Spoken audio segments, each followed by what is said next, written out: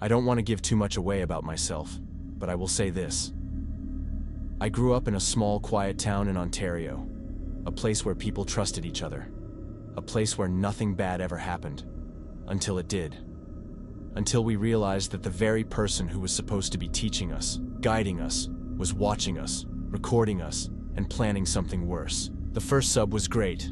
The second one not so much. 7th grade started out fine. Our regular teacher, Mr. Caldwell, was out on sick leave, so the school brought in a substitute, Mr. Irving, and he was great. The kind of teacher who actually cared, who made learning fun, who made even math tolerable. I actually liked going to class, but after winter break, everything changed. Because Mr. Caldwell came back, and that's when things started to feel wrong. Mr. Caldwell was strange from the start. Not in an obvious way. Not the way movies make creeps look with greasy hair and a twitchy smile. He looked normal, but there was something off. He never blinked enough. He would stare too long when talking to us, and sometimes when he thought no one was looking, he would smile to himself. Not a happy smile, a hungry one. We should have known then. We should have said something sooner. But when you're 12, you don't want to be dramatic, so we let it go. Until one day, he called me and my best friend Rachel over during recess. "I have a fun little game," he said. Then he asked us to say different words for penis, and asked if we were comfortable talking about things like that. We were 12. We laughed nervously, brushed it off. But later, when we were alone, Rachel whispered, "That was weird, right?" And for the first time, I admitted it. Yeah. We told our parents, and they were furious. They called the school, demanding action, and the school, they said they'd handle it. That was a lie. Nothing changed. Mr. Caldwell stayed, and things got worse. A few months later, we were in gym class. It was the gymnastics unit, so most of us were in t-shirts and shorts, stretching on the mats. Rachel went to grab her water bottle. A few minutes later, I turned to look for her, and saw her standing completely still. She wasn't moving. She was holding something. A video camera. I didn't understand at first. Then I followed her gaze. To him. Mr. Caldwell. And his face. His face had changed completely. From casual boredom to pure horror, like he had just been caught, like he knew his life was over. And then, he grabbed a soccer ball and threw it as hard as he could, straight at Rachel's face. The ball slammed into her.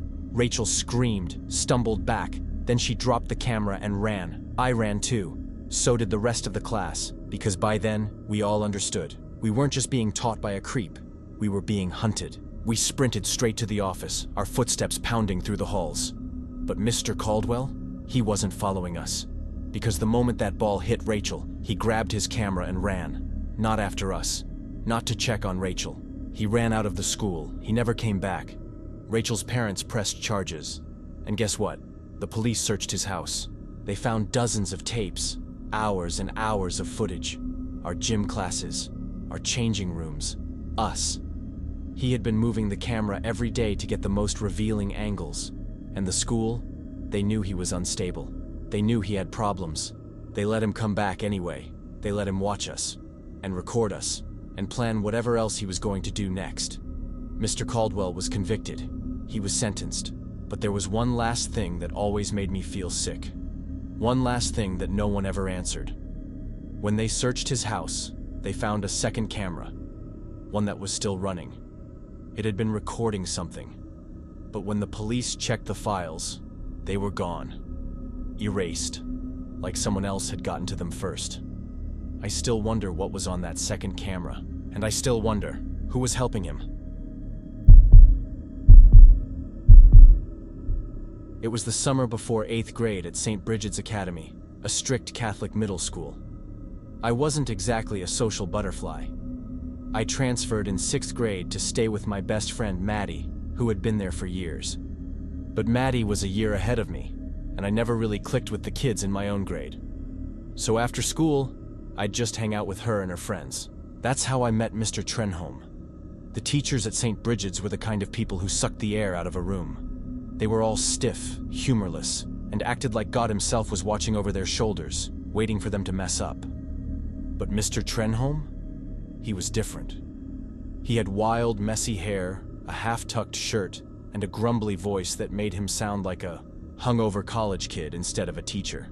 He wasn't conventionally attractive, but he had a kind of boyish charm, youthful brown eyes, and a dry sense of humor that instantly made him popular.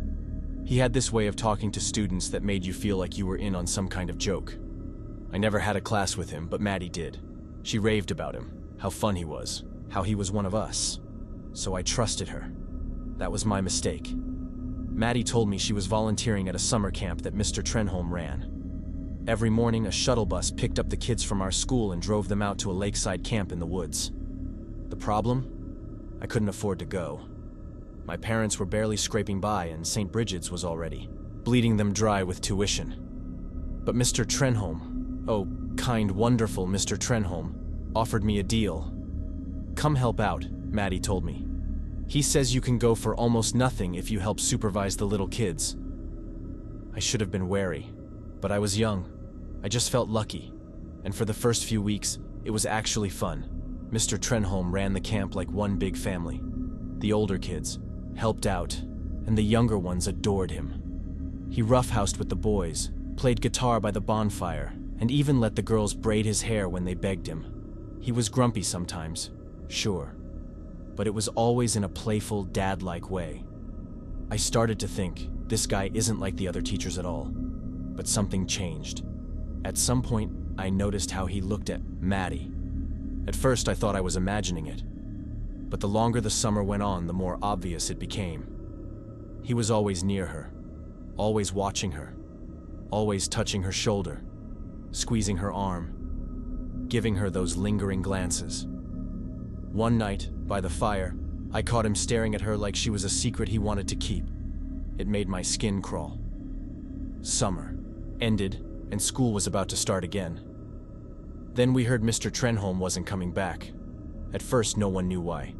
But rumors started spreading, fast.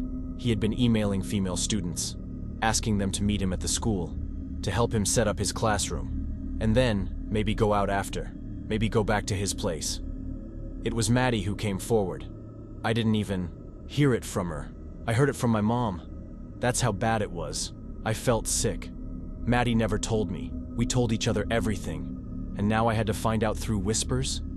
They said Mr. Trenholm had broken down after the accusations. He told his friend, the other teacher at our school, that he was sick and he needed help. A week later, he was dead. A month passed. I was at Maddie's house, sitting on her bed, waiting for her to get out of the bathroom. She took forever. I got bored, so I reached for one of her notebooks. We loved writing stories.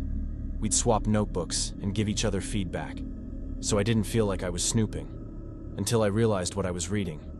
25 pages. 25. It started as flirting between her and Mr.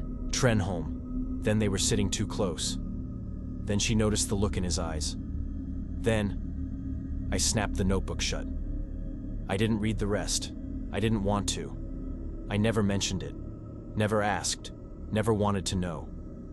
But sometimes, when I think about it, I wonder, did something happen before she said anything? Or was she part of it all along? Because the thing that still haunts me is that Mr. Trenholm died 2 days after he was hospitalized.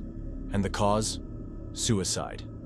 But sometimes I wonder if it was really his choice. Thanks for watching. Don't forget to like, comment, and subscribe for more chilling tales.